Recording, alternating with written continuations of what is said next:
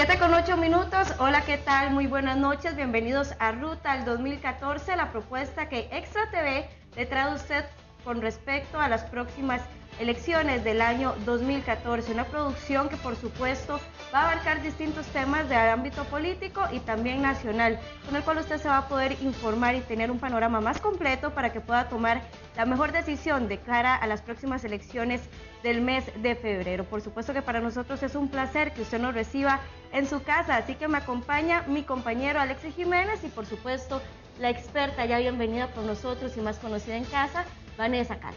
Así es la invitación, bienvenida ya de la casa, ¿verdad? Pues Vanessa, una profesional reconocida, tutora de nuestros temas políticos, y la invitación para que usted nos haga el favor de seguirnos todos los miércoles también a partir de este momento, después de la edición de Extra Noticias. Vamos a conocer todos los actores políticos, en especial aquellos que pretenden llegar hasta Zapote, todo un reto, y entendemos también el sentir, Vanessa, del pueblo costarricense, muchos un poquito decepcionados, otros están conociendo las opciones que nos ofrece el sistema, y lo más importante aquí es querer a Costa Rica, fortalecer la democracia y emitir el voto. Resaltar, muchas gracias por la bienvenida, y para mí es un placer estar con los televidentes.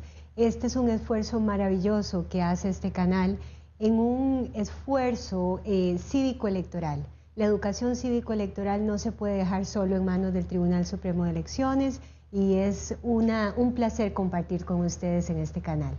Muchísimas gracias, Vanessa. Algo importante es que usted va a poder conocer a través de Ruta al 2014 a los candidatos de una forma completamente diferente.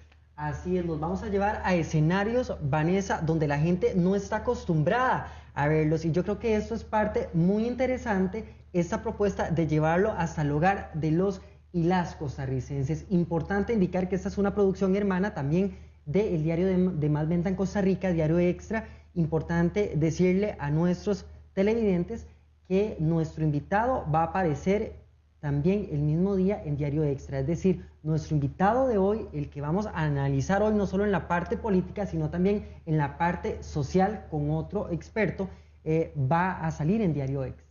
Exactamente, Alexis, en la mañana usted va a amanecer con la información en Diario Extra. Don Sergio Mena va a ser nuestro invitado especial de hoy, y por supuesto en la noche se va a tener esta entrevista completamente ampliada también en Ruta al 2014. Por ahí vamos a tener un análisis bastante picante más adelante para que usted se quede con nosotros. Pero ¿qué tal si vamos a conocer de inmediato quién es ese invitado especial para este día, Alexis? Y sobre todo porque usted tuvo la oportunidad de compartir con él. Así es, vamos a verlo. Sergio Mena Díaz, candidato presidencial del Partido Nueva Generación, abogado y notario, profesor universitario, 36 años de edad, vecino de Sabanilla de Montes de Oca, nacido un 20 de abril de 1977, con estudios en Derecho, un posgrado en Derecho Internacional y estudios en Administración Pública. Ante todo, un costarricense consciente de los problemas nacionales y decidido a luchar por el presente y el futuro de nuestro país en pro del bienestar común de las personas. Sergio Mena, aspirante a la presidencia de la República por el partido Nueva Generación, 36 años, oriundo de Sabanilla de Montes de Oca. Lo sacamos de la comodidad de su casa, de su despacho, y lo trajimos al parque de Sabanilla de Montes de Oca. La entrevista la estamos haciendo en un barrial, Partido Nueva Generación. Hábleme sobre su ideología. El Partido Nueva Generación se fundamenta en una ideología demócrata. Somos un partido que cree que la democracia es la única vía política para que un país pueda solventar sus problemas. Creemos en un modelo económico de desarrollo inclusivo, donde todas las personas tengan la posibilidad de trabajar y progresar. Creemos en los derechos humanos. En nuestro partido no toleramos ningún grado de discriminación social. Y somos un partido que cree en un modelo progresista. Quiero decir a los costarricenses que lo tradicional en nuestro país es definirse de izquierda o de derecha o de centro. Nuestro partido está avanzando en el pensamiento político y tratando de posicionarse en un escenario en donde sean ejes temáticos de solución a los problemas nacionales los que definan cuál va a ser el derrotero de actuar de un gobierno, y que no nos posicionemos en extremismos ideológicos que nos hagan después desdecirnos en la función pública. Me refiero concretamente a que un gobierno debe gobernar de manera civil, alejado de los ideales religiosos. Debemos de gobernar de forma objetiva, sin pensar en que una medida puede favorecer lo público o eventualmente lo privado, pero es lo que le conviene al país. Entonces, de esa manera, usted va a poder repartir siempre muchos puntos de vista que para alguien podrían ser de derecha o podrían ser de izquierda, pero en nuestro partido político, antes que casarnos con un espectro cerrado ideológico, creemos que los costarricenses quieren respuestas a los problemas nacionales. Muchas de las soluciones van a venir de diferentes puntos ideológicos.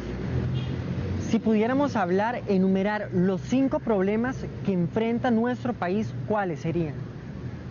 Bueno, en primer lugar, sin lugar a dudas, la distribución de la riqueza en Costa Rica. La distribución de la riqueza enfocada a que necesitamos llevar desarrollo a los 81 cantones de Costa Rica. No puede ser que un país tan pequeño en extensión territorial en este siglo siga con cantones verdaderamente deprimidos en la parte económica y social. Usted no puede pensar que los ciudadanos puedan progresar donde nacen en un cantón donde no tienen oportunidad de desarrollo alguno, donde tienen que emigrar a otros lugares para poder solventar muchas cosas. Sin lugar a dudas, la distribución de la riqueza no tiene que ver con que todo el mundo gane lo mismo, pero tiene que ver con que donde importa, donde yo nazca, haya una oportunidad para crecer, para ser alguien de forma integral. El segundo problema tiene que ver para nosotros con el tema de educación en Costa Rica. Creemos que la educación pública ha venido a menos en las últimas décadas. Ha habido una proliferación de la educación privada, tema que no desmerecemos.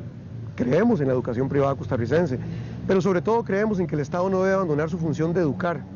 Y educar significa tener buenas instalaciones educativas, buenos centros de infraestructura educativa, estar remozando los programas educativos a la actualidad nacional, mundial. Los adolescentes de hoy, los niños, merecen estudiar a la luz de principios éticos racionales que incluyan los nuevos retos que ellos tienen para el futuro. Y debemos de superar algún día los problemas salariales de la función pública educativa, de los maestros. Debemos de poder despolitizar todo el sistema de reclutamiento de profesores y maestros en Costa Rica, llevándolo a que nos manejemos de una forma técnica completamente y donde podamos proliferar colegios técnicos profesionales, colegios públicos, y un sueño de nuestro partido político es que puedan haber campus de la Universidad de Costa Rica, el Tecnológico y la Universidad Nacional, como en los lugares principales, campus en otras zonas del país. No podemos dejar en manos solo de la educación privada el progreso del país. ¿Profesa usted qué religión? Soy católico de religión, soy practicante, mas no soy fanático de ninguna religión, no comparto el extremo ideológico de ninguna religión y, como le he manifestado anteriormente, nuestro partido se ha definido como cero discriminación social, y eso ya roza con la parte religiosa, porque cuando hay un fundamentalismo religioso de cualquier ideología religiosa o de cualquier iglesia, usted puede caer entonces en la discriminación social. Entonces ahí en ese punto, ¿verdad? Le decía, tal vez le continúo con el tercer problema. El tercer problema que encontramos nosotros está relacionado con la infraestructura del país. Creemos que el modelo de contratación administrativa debe ser revisado. Tenemos que abrir las procuradurías institucionales de Costa Rica y ver a quién estamos contratando, cómo lo estamos contratando. Yo a veces veo repetidamente los mismos contratados siempre en la calle. Algunas veces siento que no hay planeamiento de largo plazo, y eso se puede rectificar con un gobierno que aleje la parte político-electoral del futuro de Costa Rica y que podamos pensar a largo plazo, no a corto plazo, y que verdaderamente involucremos a la empresa privada costarricense en la ayuda de lo nacional para poder sacar adelante los puentes, todas las escuelas que hacen falta, las carreteras. Son miles de kilómetros que aún lloran por tener carretera en Costa Rica, no tienen carretera, miles de kilómetros. Infraestructura. Cuarto, sin lugar a dudas, el tema migratorio. Nosotros somos un país que recibe migración permanentemente. Nuestro gobierno conoce cuántos extranjeros están documentados, pero no conoce cuántos extranjeros están en Costa Rica. En este momento usted y yo podríamos caminar alrededor del distrito Sabanilla y nos vamos a encontrar quizás un jamaiquino, quizás un colombiano, quizás un nicaragüense, quizás un salvadoreño. Todos hermanos latinoamericanos en un país en donde es complicadísimo hacerse residente legal. En nuestro gobierno abriríamos una política migratoria, si bien es cierto, exigiendo requisitos que son mínimos, pero facilitando a un grado mayor la posibilidad de que los extranjeros puedan legalizar su situación en Costa Rica. Eso con 3 objetivos. El primero, de derechos humanos y que ellos sean alguien documentado, para que los respeten los patronos. Segundo, que puedan aportarle al Seguro Social costarricense. Y tercero, que paguen impuestos. Y un quinto tema que nos preocupa a nosotros, que es un problema grave en Costa Rica, sin lugar a dudas es el tema fiscal. No lo podemos dejar por fuera. Es un tema que nos tiene a todos en vilo, a los candidatos presidenciales. La gente dice, bueno, Sergio, ¿y usted, si usted fuera presidente, cómo le entra el tema fiscal, verdad? Y entonces vienen todos los temas de reforma fiscal, de que sí hay que subir impuestos, que sí hay que crear impuestos nuevos. Nuestro partido cree en la siguiente filosofía tributaria. 1, no es posible, con la corrupción que ha habido en este país en los últimos años, que un gobierno nuevo justifique la creación de nuevos impuestos a los costarricenses. Segundo, no podemos inflar los tributos de forma desproporcionada, sin un criterio progresista tributario. Tenemos que pensar que el quintil más pobre de este país y los trabajadores de Costa Rica, que somos la gran cantidad, son muy pocos los que tienen una gran empresa, que viven de grandes utilidades o de fideicomisos internacionales. La gran mayoría está al final de mes viendo a ver si la plata le alcanzó. No es posible que nosotros le cobremos a ellos más lo que aquí se paga de luz eléctrica, la gasolina que pagamos y las carreteras. Entonces, una reforma fiscal nosotros la apoyaríamos siempre y cuando vayamos a cobrarle a cada quien lo que corresponde. Y en segundo lugar, que ampliemos de forma dramática la planilla de policías fiscales de este país, para que podamos caer en control de muchos lugares donde se hacen actividades profesionales y no se está tributando. En muchos lugares donde hay empresas que usted a veces siente que son fortines. Y aclaro, nuestro gobierno apoya a la empresa privada, pero antes de la empresa privada está el bienestar de los ciudadanos. Entonces yo creo que en el tema fiscal en Costa Rica debemos de ponerle la mano en el corazón y tener carácter y determinación y establecer un plan que no vaya a lesionar al pueblo, sino que el pueblo consciente lo apoye, pero que vaya a los focos que necesitamos ir. Estas 5 cosas las podríamos llevar a cabo y atacar solo de una manera, para concluir, y es con un gobierno libre de determinación y sin condicionamiento alguno. Y esa es mi candidatura presidencial. Uno de los problemas que está quejando nuestro país indiscutiblemente es la corrupción. Sin lugar a dudas, yo creo que está asociado a la educación y a la forma de hacer del tico, ¿verdad? Yo creo que tenemos que reconocer que somos un país, el país del pura vida, ¿verdad? El país del día y que, tranquilo, mae, mañana, pasado mañana, voy tarde, tranquilo. Toda esa impuntualidad, todo ese mañana lo hacemos, mejor no hoy. Mira, es un amigo, pero nadie se va a dar cuenta, ¿verdad? No lo invité, es paracaidista. Esa forma de ser costarricense es la que muchas veces podemos ver en asocio a lo que pasa en la función pública. Yo quiero creer como candidato a la presidencia y creo firmemente en que muchos funcionarios públicos son muy honrados en este país y son honestos, pero tenemos algunos funcionarios públicos y algunos modus operandi en las instituciones públicas que hacen que estemos fallando en las proveedurías de contratación administrativa, que estemos fallando en el seguimiento de la ejecución de los proyectos y que estemos fallando en la asignación de los recursos y en la verificación de los antecedentes. El famoso principio de las 3 cotizaciones. ¿Cuántos requisitos se le ponen muchas veces a las empresas nacionales que se hace que al final sea una empresa internacional la que es contratada para hacer el puente? Entonces, creo que la corrupción se va a combatir de forma muy lenta. Y yo le pediría a los costarricenses que nunca le den el voto a un candidato que promete eliminar la corrupción. La corrupción siempre va a existir. Lo que pasa es que hay que llevarle a los niveles más bajos, más mínimos, pero con este modelo que tenemos, donde los que gobiernan muchas veces son los amigos del candidato, son los que pagaron la campaña electoral de un candidato, que a veces coincide, es idónea la persona, pero yo creo que los costarricenses y yo sabemos que muchas veces las tortas y los problemas vienen porque casi siempre, mucha gente que participa en campañas electorales escoge el cargo que va a tener. O sea, el filtro de idoneidad profesional no va. Entonces yo pienso que podemos combatir la corrupción despolitizando los nombramientos de la función pública, llevando gente técnica preparada y, como dije anteriormente, un presidente de la República debe ser capaz de él mismo, ir a revisar las proveedorías institucionales del país. 7:24 y hemos escuchado la primer parte de la entrevista a don Sergio Mena y sinceramente, compañeros, a mí me deja como un poco sin sabor ahí entre el discurso que tiene este candidato y también la propuesta que trae el partido Nueva Generación. Efectivamente. Primero iniciemos por el análisis del nombre del partido. El partido, el nombre nos está diciendo que es un partido Nueva Generación. El candidato no explica en este primer momento qué se entiende por Nueva Generación. El Tribunal Supremo de Elecciones nos ha segmentado el electorado. Entre 18 y 30 años tenemos, digamos, el voto joven. Quisiéramos saber, o me queda a mí la duda, de si efectivamente estamos interpretando qué es la nueva generación. Es un segmento donde él dice que está incluyendo a toda la población, pero a la vez la contradicción en el discurso es efectivamente que esta nueva generación, ¿qué quiere decir? Si yo tengo 40 años no me sentiría incluida dentro de ese discurso. Así que empecemos por que el candidato le falta definir para el electorado qué entiende por esa nueva generación. ¿Alejado nada más del tradicionalismo o segmentado por la edad? Interesante, porque hablaba con él incluso fuera de cámaras, compañeras, y él me decía que es gente que no fue rejuntado de ningún partido político. Ojo, porque ahí nos está dando alguna pista, ¿verdad? Primer señal, diríamos. Así es, entonces podríamos darle tarjeta blanca, ¿verdad?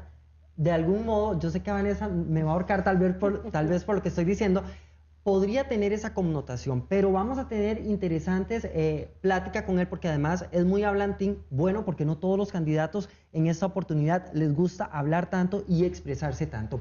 Pero temas como la relación entre Costa Rica y Nicaragua, cómo lo ha manejado nuestro país a nivel diplomático, en las cortes internacionales y demás, también le consultamos. Bueno, y también, Alexis, que estamos hablando que a nivel de comunicación, por lo menos el candidato sí muestra ese hilo conductor que nosotros como comunicadores notamos, ¿verdad? Sí, y nosotros como analistas políticos también vemos la repetición de ciertas palabras utilizadas en el discurso, y esa repetición también se debe analizar desde el punto de vista de las contradicciones mismas que presenta el candidato. Por ejemplo, lo que acaba de decir Alexis, que no viene en ningún partido político, perdón. El candidato mismo se está presentando como que se construyó y se formó en el Partido Unidad Social Cristiana. Entonces ahí pongo el argumento para un análisis futuro sobre esta primera o segunda contradicción. La primera, la nueva generación, que no la tenemos clara, y la segunda sería el antecedente histórico del candidato y del partido. Interesantísimo, la verdad, el análisis, retomando lo que usted bien, señora directora, apuntaba en el hecho de las trampas que a veces ponemos los periodistas para sacar verdad.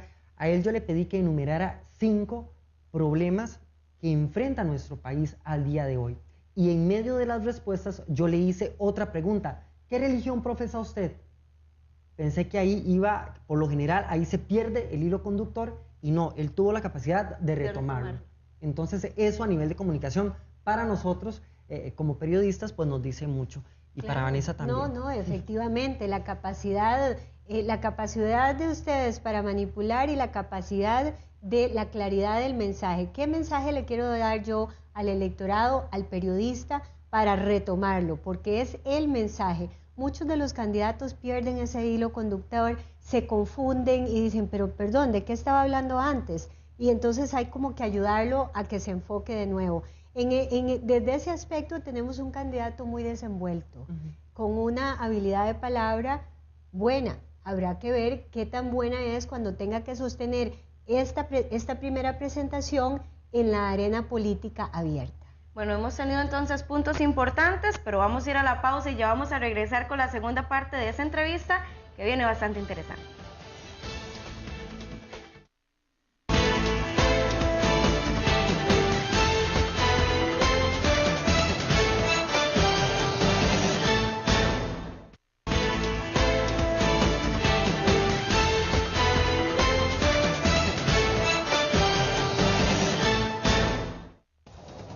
con 29 minutos, continuamos con Ruta al 2014 Y tenemos ahora un tema muy interesante, Costa Rica, Nicaragua, un conflicto que se las trae, tema que está candente y que por supuesto forma parte de la realidad nacional.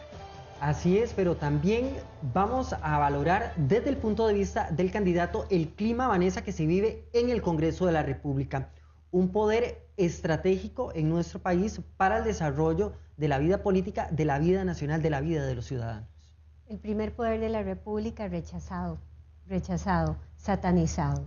En realidad aquí se ha olvidado el tema de resaltar lo que es la función pública, el orgullo de ser funcionario público. Si un exfuncionario público critica con tanta severidad lo que es Asamblea Legislativa, lo que es la política y lo que es la función en sí, entendió lo que es ser funcionario público, ahí me queda un poquito la duda, porque entiendo que el señor fue funcionario público en su momento. Vamos a ir a la segunda parte de la entrevista.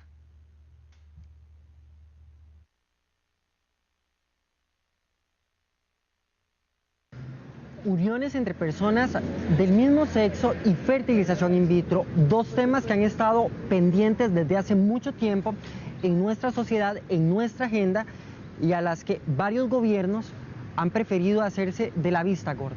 Estoy de acuerdo con ambos temas en el siguiente contexto. Primero, debemos entender que hemos firmado como país. Es que aquí la memoria del gobierno es muy pobre, ¿verdad? La memoria del gobierno es muy pobre.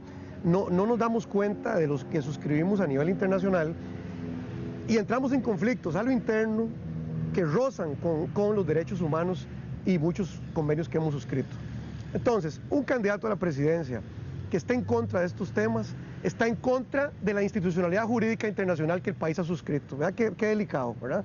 Entonces, y yo creo que uno no debe llevar sus convicciones personales, vuelvo a mencionarlo. Yo puedo tener mi credo religioso y mis creencias ideológicas, pero cuando yo me pongo la camisa de presidente de Costa Rica es para servirle a todos los costarricenses y a los extranjeros que están en Costa Rica.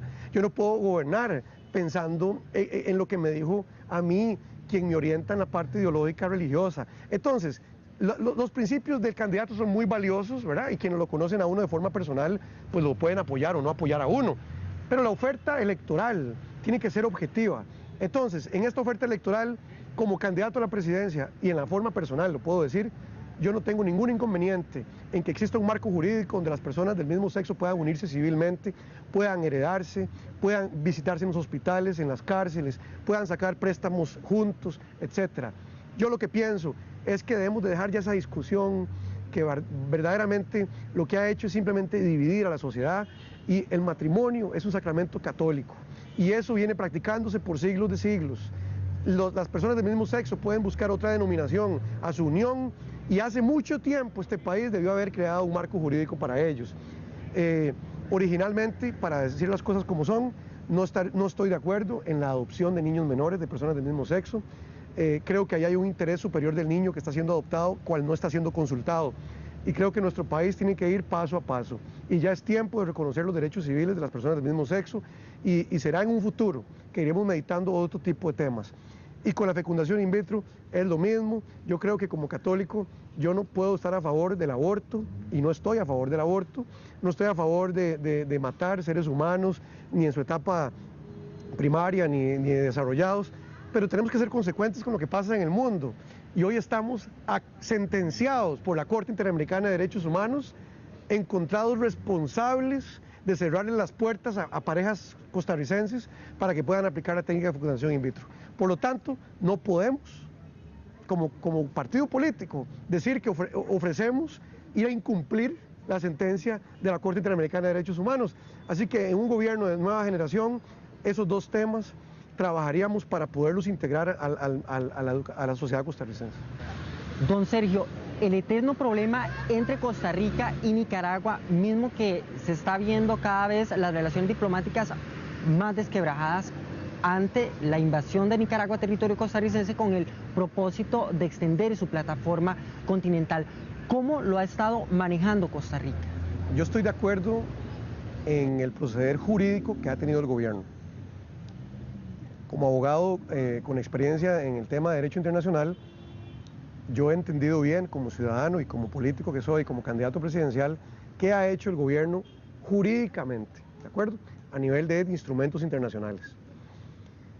En lo que a mí me queda un sinsabor es en la parte política y en la parte diplomática. Mi pensamiento es que nosotros no podemos continuar dándole largas y largas a lo que está sucediendo. Y lo que está sucediendo es que Nicaragua incumple las sentencias y las medidas cautelares de la Corte Internacional de Justicia. Cuando usted tiene un vecino que incumple las leyes, en este caso las que compartimos son las internacionales, que además insulta a nuestro gobierno cada vez que puede, se dice pretender Guanacaste. He podido ver videos en la web donde nicaragüenses, humoristas, están haciendo mofa de nuestra idiosincrasia costarricense. Entonces creo que hay todo un proceso de provocación que se está dando alrededor del conflicto norte con Nicaragua, pero creo que nuestro país tiene que tener carácter para hacer dos cosas. Si yo fuera presidente de Costa Rica, yo establecería un mecanismo de seguridad máxima de la frontera norte de nuestro país y de la sur, donde yo llevaría recursos humanos civil, no estoy hablando de elementos militares, estoy hablando de llevar verdaderamente una profesionalización de la seguridad en las fronteras costarricenses. Nosotros nada hacemos con un país donde la frontera lo que hace es ver cuántos perfumes trae el tico que fue a comprar a Panamá o a Nicaragua, o cuántos buses vienen llenos o vacíos, porque aquí entra droga, aquí entran personas indocumentadas, no deseadas, aquí se meten por los montes y por todo lado, ¿verdad? Muchas veces usted encuentra costarricenses acá que no tienen el sello de ingreso al país. ¿Por dónde entraron? No fue por el aeropuerto y no fue por el puerto fronterizo. ¿Por dónde entraron? Entonces, al final de cuentas, seguridad máxima, ¿verdad? Máxima. Y estoy hablando de ingresar donde quizás no es viable ingresar, que es donde puede estar entrando mucha gente. Y segundo, hay que entender que un país se relaciona de tres formas. A nivel diplomático, teniendo una embajada en el otro país y hablándose amistosa y cortésmente. Segundo, de manera consular, teniendo consulados en los dos países y otorgando visas de ingreso a los ciudadanos. Y en un tercer rubro es el rubro comercial, donde los países se pusieron de acuerdo, como nosotros, en un mercado común centroamericano de la década de los 70, 60, e intercambiamos mercancías.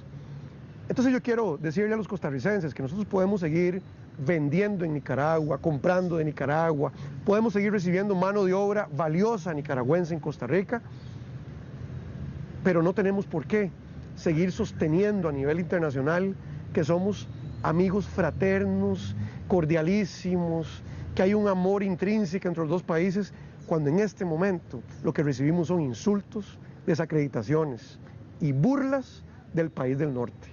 Entonces, en mi gobierno, nosotros valoraríamos temas relacionados con relaciones diplomáticas y máxima seguridad en la frontera, ¿verdad? Que es lo que creo que nosotros debemos de trabajar más a fondo. Y mi pensamiento es que el hecho de que seamos un país que no tiene ejército no quiere decir que seamos un país que nos puedan, digamos, mangonear, ¿verdad? Como Estado, porque ahorita lo que hace un país burlándose de las sentencias internacionales de justicia, haciéndonos incurrir en altos gastos millonarios de abogados, de viajes a La Haya, en un montón de temas.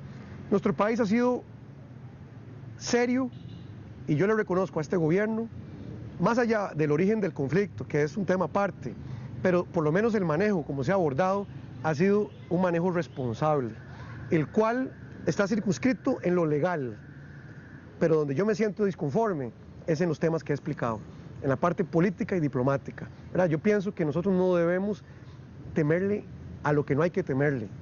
Nosotros no nos vamos a poner firmes ante algo que es un invento nuestro, un injusto. Y también mucho cuidado como país no atender provocaciones, ¿verdad? No atender provocaciones porque podría eso gestionar a lo interno del país movimientos civiles ahí, ¿verdad? Que tal vez no son los adecuados, pero creo que el gobierno debe tener especial atención y el próximo gobierno debe verdaderamente llevar una política muy concreta en el tema de relaciones internacionales de nuestro país, porque no es solo firmar convenios y firmar tratados, es también ejecutar y aplicarlos. Y nosotros tenemos firmado una cantidad inmensa de instrumentos internacionales y podría ser que estemos frente a una necesidad de utilizar algún instrumento internacional en este tema. Nos vamos ahora hasta Cuesta de Moras. Para algunos, sinónimo de democracia, la cantidad de partidos que nos representan en el Congreso de la República, para algunos un retroceso. Hablamos de temas de agenda y demás que Costa Rica no avanza desde el Congreso. Miren, el tema de la Asamblea Legislativa, tenemos que recordar cómo son electos los diputados en Costa Rica. Empecemos por ahí.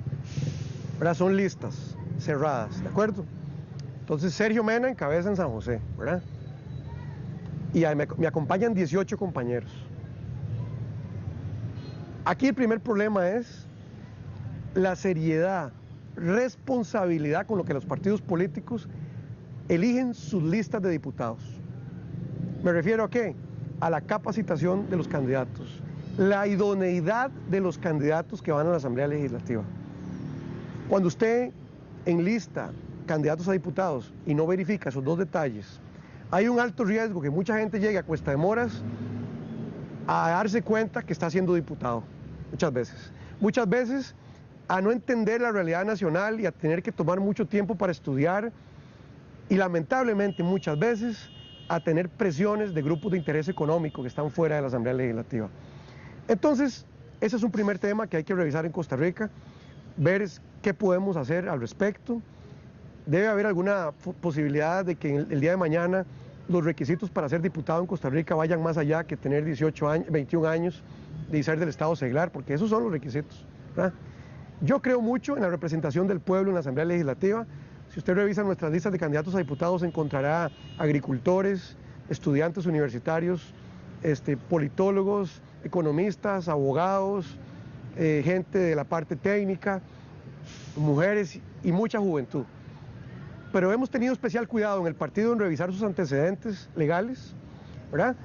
Porque usted debe conocer como partido político quiénes aspiran a su curul legislativa, ¿verdad? Sobre todo en el caso de un partido como el nuestro, que es un partido totalmente de estreno legislativo.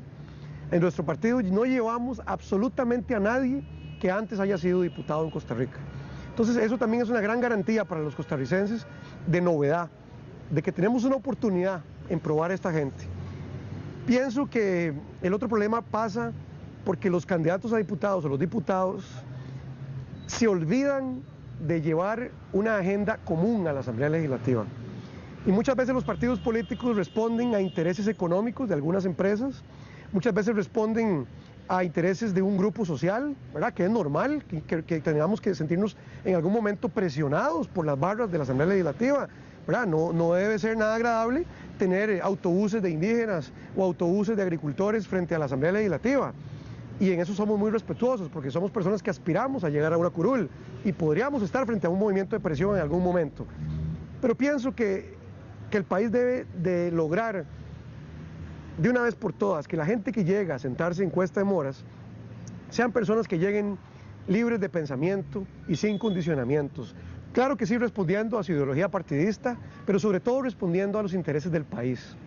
Es ahí donde deben de confluir todos los partidos políticos, en una agenda de desarrollo, y es ahí donde hemos fracasado. Hemos fracasado porque yo no creo que sea culpa del pluripartidismo en la Asamblea Legislativa el atraso que tiene el Congreso y la opinión que tiene la gente. Yo no pienso que sea por culpa de los partidos pequeños, porque hagamos esta pregunta: si el bipartidismo estuviera bien hoy, 2013, no habrían partidos pequeños. Los partidos pequeños han nacido y han nacido nuevos partidos emergentes porque los ciudadanos han leído en el actual político nacional de que algo no está bien. De esta manera hemos llegado a esa conclusión. Voy a dar un pequeño ejemplo. Porque en este momento nosotros tenemos un poco más de 2.000, 3.000 personas que nos están ayudando a nivel nacional. Tenemos más de 700 dirigentes territoriales inscritos.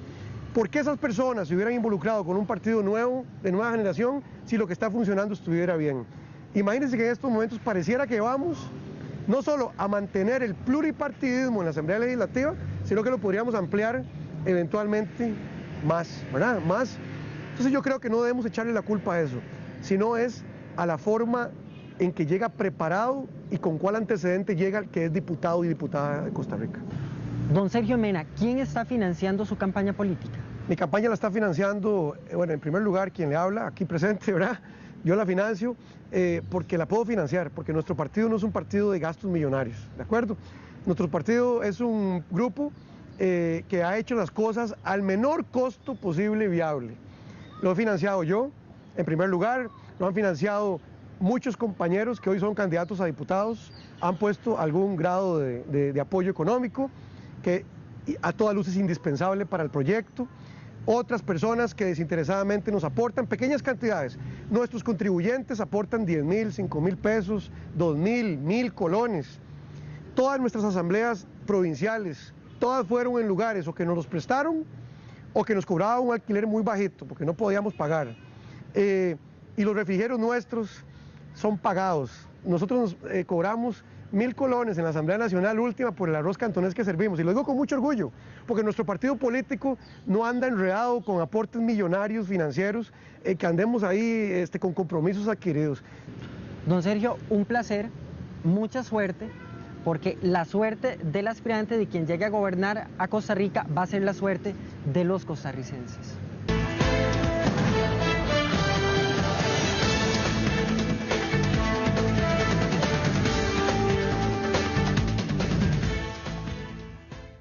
Bueno, podemos rescatar varios puntos importantes de esta segunda parte de la entrevista. Entre estos compañeros, la organización del Congreso, algo que cita el candidato concretamente, y también me llama muchísimo la atención el tema Costa Rica-Nicaragua, que él lo señala más como un tema migración que como un tema limítrofe. Así es, además un tema que ha enfrentado al Estado costarricense con la Iglesia, y con ello a los costarricenses, tiene que ver con fertilización in vitro, pero también tiene que ver con uniones de hecho. Como candidato político no me fue tan convincente, Vanessa.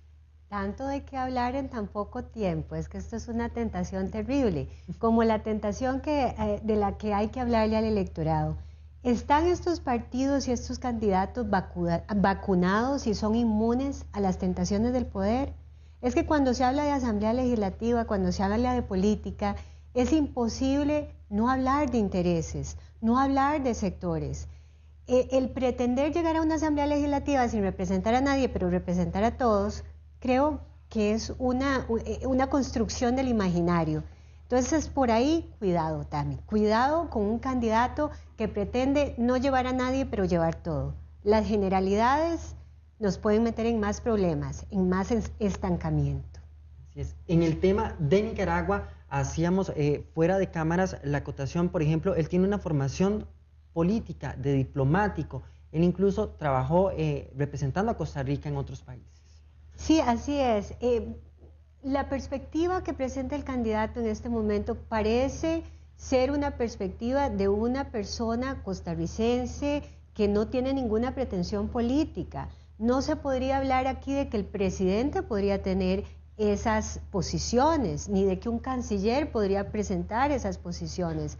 Su formación en diplomacia, en derecho público y como abogado debería permitirle posicionarse ante los costarricenses como el presidente que quiere ser o como el diputado que quiere ser. En este momento me confunde con aspectos de que si es un costarricense más, de que no puede llegar a la presidencia, entonces se encontró muy bien hacer otro partido político para poder llegar a una diputación.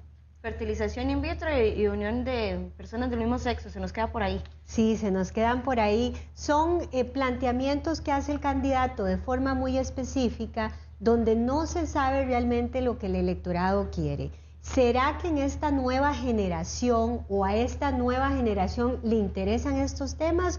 ¿O será que lo único que le interesa a la nueva generación es el empleo como tal? Entonces aquí la trampa política es que si yo no le pregunto a usted qué quiere y no me informa a usted de lo que usted quiere, quiere decir que no existe un compromiso porque no hay comunicación. Ignoramos si el electorado quiere o no quiere que se toquen esos temas. A nivel presidencial, a nivel de país, ya se tiene muy claramente qué pasa con la fertilización in vitro. ¿Por qué? Porque el país ya fue condenado por la corte respectiva para que cumpliera con esto. Entonces, hay contradicciones a nivel país. ¿Podrá este candidato conciliar esas contradicciones si fuera presidente? ¿Podrá este candidato conciliar los diferentes intereses, las diferentes demandas de la población a través de su representación en una asamblea legislativa? Creo que no nos queda claro el tema. Bueno, pero aún hay mucha tela que cortar, y es que a este espacio se suman dos profesionales amigos, el señor Igor Rodríguez también y la señora Marcela Villalobos, subdirectora de Diario Extra, cada uno con un respectivo profesional que también va a generar un poquito de roncha este programa. Bueno, le agradecemos a Vanessa que nos ayudara entonces con este análisis político. Ya ustedes tienen un panorama más claro de las propuestas que nos trae el candidato Sergio Mena, así que por supuesto también les vamos a tener información importante que usted tiene que saber de cara a las próximas elecciones. Este 2014 el país hará historia al darse por primera vez el voto extranjero para las elecciones a presidente y diputados. Aproximadamente más de 12.000 personas ejercerán el sufragio, entre otros países del orbe, y el consulado con más personas será Nueva York. Lo importante también es saber que por primera vez vamos a tener voto costarricense en el extranjero y también voto electrónico. Esta es una innovación que queremos hacer, es un reto que tenemos, y nuestros funcionarios van a llevar a cada uno de estos consulados las máquinas tablet, porque vamos a enviar funcionarios para que nosotros tengamos también el control en cada uno de estos lugares, lo cual va a permitir que las personas pues voten electrónicamente, y así el envío también va a ser de forma electrónica. El Tribunal Supremo de Elecciones recibió buenos comentarios de costarricenses en el extranjero y el padrón electoral cerró el pasado 2 de octubre.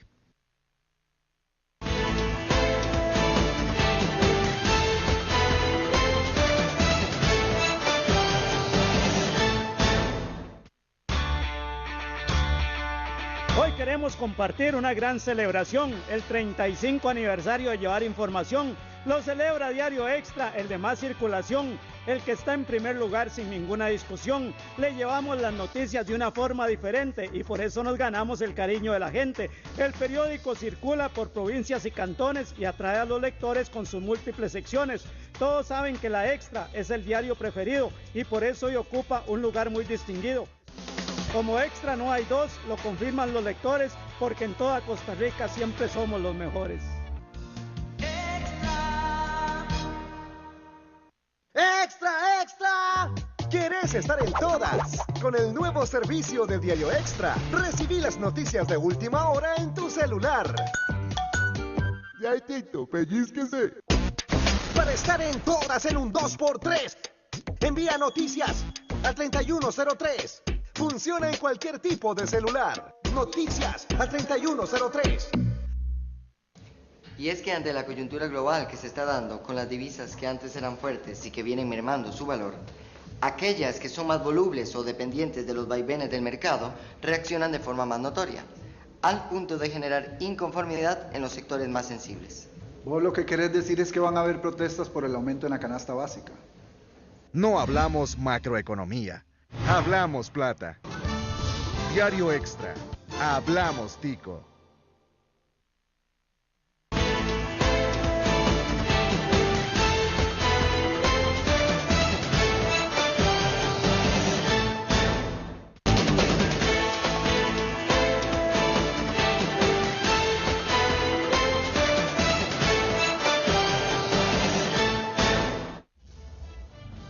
Continuamos en ruta al 2014, ahora lo vamos a hacer de un análisis diferente, un análisis sociológico de lo que es este candidato que les presentamos y que ya previamente se había dado lo que fue el análisis previo a lo que él indicaba ya como candidato presidencial. Vamos a hablar ahora de este tipo de análisis diferente que representa este partido y por eso tenemos como invitado que nos va a estar acompañando todos los miércoles, don Abelardo Morales. Bienvenido a Extra, a Ruta 2014 y bienvenido a este análisis que vamos a estar realizando. Muchas gracias, Igor. Mire, a mí me parece que es interesante preguntarse, ¿no?, sobre este partido, porque es un partido del que poco se habla en los medios de comunicación. En la práctica no he visto noticias en la prensa sobre esta agrupación política. He tenido referencias de este grupo a través de comunicaciones que uno encuentra en las redes sociales. Y entonces la pregunta es, bueno, ¿por qué surge esta organización política, ¿no? ¿A quién representa? Al llamarse Partido Nueva Generación, pues como señalaba la anterior analista, uno supone que es una agrupación política que representa a un sector de la población costarricense y básicamente es un sector de la población costarricense que nació o poco antes de los años 90, alrededor del año 88, y que por lo tanto es un sector de la población costarricense que ha vivido una serie de procesos y de acontecimientos muy acelerados, tanto a nivel mundial como a nivel local, y que no tienen la experiencia del desarrollo político previo, ¿no? Entonces, ahí viene un poco creo que se mencionaba en el análisis anterior, un poco la contradicción del discurso. Bueno, uno no sabe si el planteamiento de don Sergio es un planteamiento que trata de captar el voto de ese sector de la población, o si por el contrario es el clamor de ese sector de la población diciéndole al resto del electorado: esta es nuestra posición sobre la política costarricense y esta es nuestra propuesta. Yo creo que ahí hay una cierta ambigüedad, ¿no? Que tiene que ver con la constitución del movimiento mismo y con la forma en que el movimiento se instala, se ubica en el contexto político costarricense en estos últimos 30 años. ¿Que está dirigido directamente a una población joven? Es que su discurso no es un discurso dirigido a la población joven. O sea, yo no escuché algún enunciado que apelara, que interpelara a esta población, digamos, a este grupo de población, que inclusive denunciara los problemas que hoy en día está padeciendo la juventud costarricense en términos de los riesgos, la situación del desempleo, la falta de oportunidades, inclusive la desesperanza, porque por ejemplo, uno de los temas que él no tocó y que me parece que es un tema crucial es el hecho de que muchas personas jóvenes, aprovechando las oportunidades del sistema educativo público y privado, hoy en día tienen un título, inclusive un título universitario, y no tienen la posibilidad de encontrar un trabajo en su profesión, ¿no? en la actividad en la cual estudiaron. Entonces, él habla en términos genéricos, por ejemplo, de la situación de la exclusión, ¿no?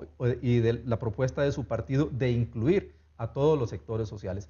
Pero yo creo que la sociedad costarricense tiene un desafío desde el punto de vista social, un desafío histórico en términos de que tiene una serie de carencias que hoy en día significan importantes obstáculos para que las personas jóvenes se consideren integradas en el sistema social costarricense.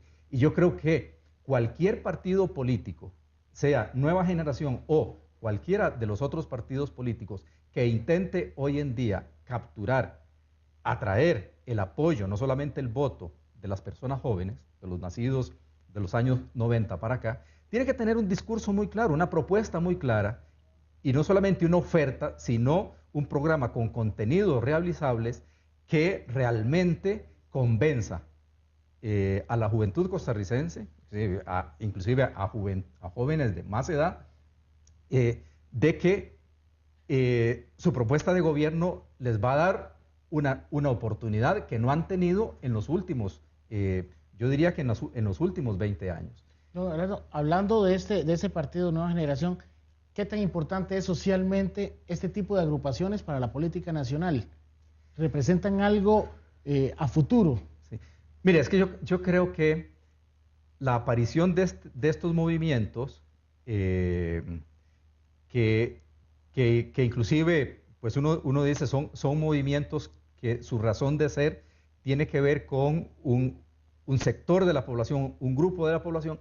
En alguna medida lo que está evidenciando es el proceso paulatino de fragmentación del sistema político. O sea, es una fragmentación de las fuerzas político-electorales que está, o sea, es tal, digamos, los partidos políticos creo que han llegado a tocar cierto fondo donde han dejado de ser interlocutores o han dejado de ser portavoces de una serie de sectores sociales. Entonces hoy en día tenemos partidos políticos, por ejemplo, de la población con discapacidad. Tenemos en las elecciones pasadas o antepasadas teníamos un partido feminista, ¿no?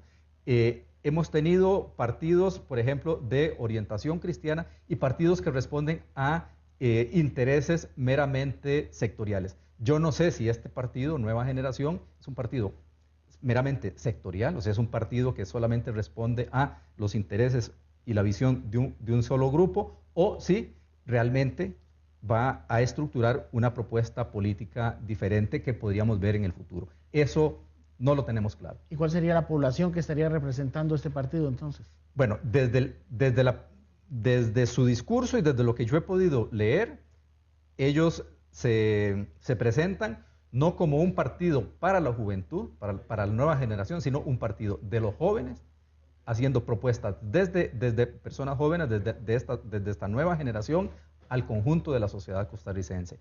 Pero hasta el momento yo diría que sus promesas, con sus promesas nos quedan debiendo. ¿Y cuál es rápidamente el análisis que usted hace tras las respuestas que él daba ya del candidato como persona? Mire, a mí lo que me da la impresión es que él refleja un gran pragmatismo político, o sea, él trata de despojarse de ideologías, de compromisos doctrinarios para hacer planteamientos en una serie de temas que son, digamos, que son un abordaje muy pragmatista, ¿no?, de los problemas que tiene el país, donde yo creo que todavía falta una visión integral. Me parece que es un profesional bien preparado, o sea, tiene formación muy amplia, me da la impresión de que su extracción es de clase media, ¿no? Y es un buen comunicador, me parece que tiene experiencia política previa, o sea, no es alguien recién llegado a la política, y podría ser, digamos, un buen líder, y muy posiblemente sea cierto lo que él señala, ¿no?, de que él y su grupo han tenido la capacidad de aglutinar a una base importante de dirigentes a nivel nacional. Perfecto, don Abelardo. Vamos a estar, por supuesto, todos los miércoles realizando este análisis sociológico de los diferentes candidatos que se vayamos presentando. Nosotros vamos a ir a una cápsula y ya continuamos con más en Ruta al 2014.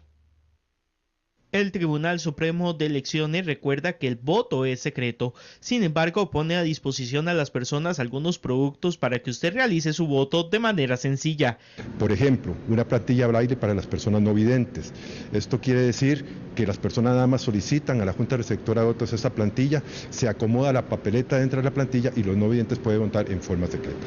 La otra forma es para las personas que tienen problemas motores. En esta ocasión y como innovación estamos poniendo un papel antideslizante que se pone encima del pupitre, no se mueve, y encima la papeleta y tampoco se mueve.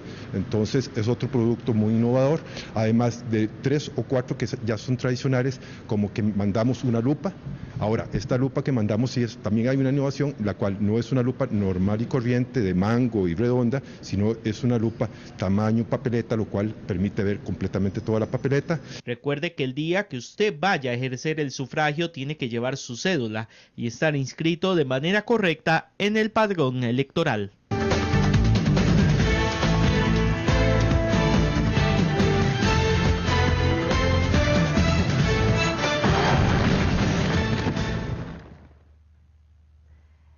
Bien, buenas noches, soy Marcela Villalobos y me encuentro con César Zúñiga, el politólogo que nos va a acompañar en esta parte del programa, la sección En la Picota. Realmente nos corresponde poner el tema caliente en la política nacional durante esta semana. Buenas noches, César. Muy buenas noches.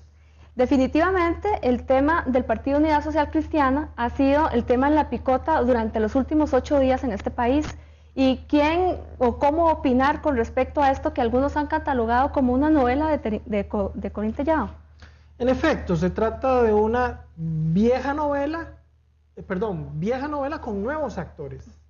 En primer lugar, la figura del doctor, ¿verdad?, que es obviamente una referencia al doctor Calderón Guardia, a toda esa figura que amarra electoralmente gente cercana al Partido Unidad Social Cristiana, vinculada precisamente con las raíces históricas del partido. En segundo lugar, es un outsider, el doctor Hernández. Es una persona que tradicionalmente no es visualizado como un político. Y en esto se están retrotrayendo a la figura de José Joaquín Trejo Fernández allá a finales de la década de los 60, un señor que sacan de la universidad y lo candidatean y lo hacen presidente de la República. Y finalmente hay un juego de buenos y malos, y no voy a decir cuál es el bueno y cuál es el malo, pero ciertamente hay un conflicto entre las estructuras históricas tradicionales, las élites que históricamente han controlado al Partido Unidad Social Cristiana, y el outsider que pone el nombre y que de alguna manera sirve como catapulta para levantar la imagen del partido. ¿Estrategia o no? ¿Sirvió? ¿Fue un boomerang? Evidentemente me parece que hubo estrategia. Y la figura del doctor, el outsider, el político no tradicional, que lo sacamos del hospital de niños y lo colocamos como la figura política, les funcionó.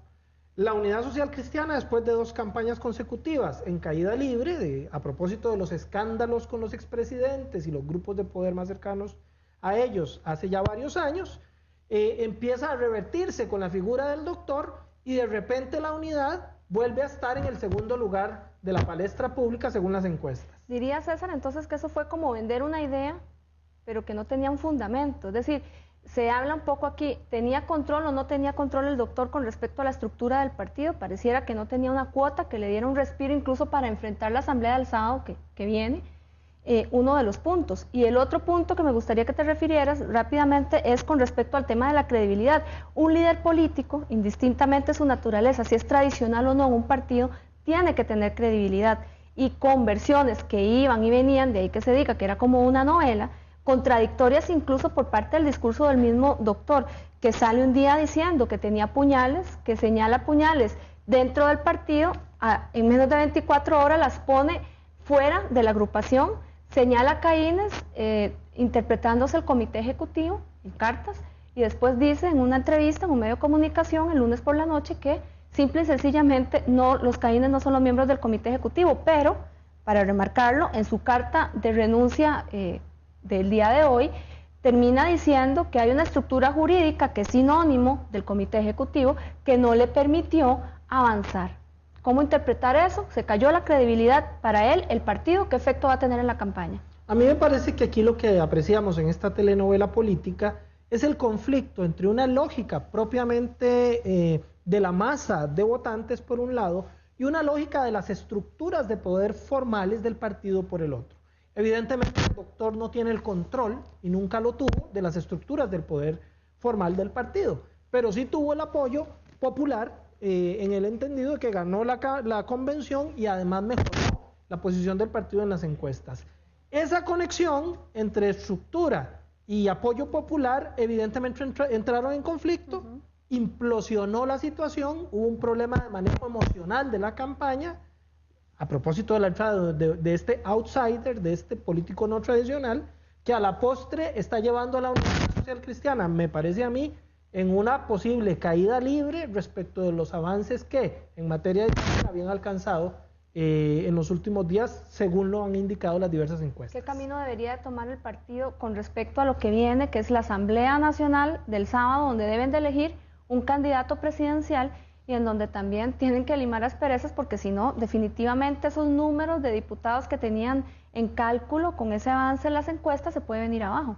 Evidentemente la Unidad Social Cristiana estaba repuntando y estaba apostándole a una mayor fracción legislativa, eso me parece que es obvio. Creo que hablar de una posible presidencia de la República era un poco para cajita blanca.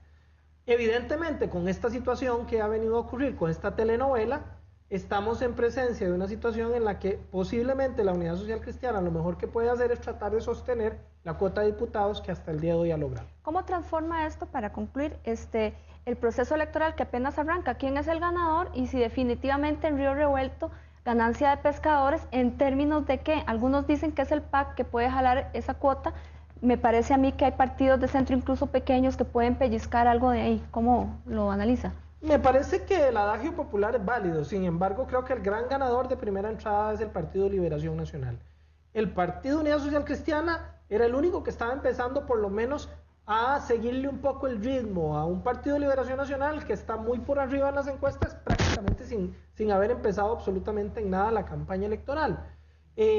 Obviamente, ante una situación de esta naturaleza, los demás partidos, posiblemente los partidos alternativos pequeños van a tener una posibilidad de captar votos de esta implosión en la Unidad Social Cristiana, y el problema que tienen el PAC y el Movimiento Libertario es que son partidos que ya tienen cierto desgaste y no estoy tan seguro que el electorado que apoya a la unidad eventualmente le dé el apoyo a estos dos orientaciones políticas. Credibilidad, me parece que es un tema básico para todos los candidatos. Esta es la primera etapa de la picota, vamos a esperar qué sucede en 8 días con esta novela política que se está recién tejiendo en la campaña electoral.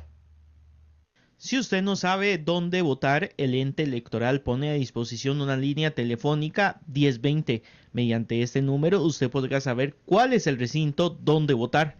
Desde julio nosotros pusimos en forma gratuita el número 1020. Llamando a ese número e indicando el número de cédula, se le decía el distrito electoral, el cantón y la provincia donde vota. Igualmente, otra forma era mandando un mensaje SMS, un mensaje de texto en el cual igualmente con el número de cédula le devolvía otra vez su lugar de votación. Y por último, en nuestra página web, en el primer banner dice dónde votar, usted ingresaba igualmente con su número de cédula y usted podía ver, inclusive ver por Google Maps cuál era su distrito electoral. En varios puestos locales, el Tribunal Supremo de Elecciones imprimió un documento con el padrón electoral.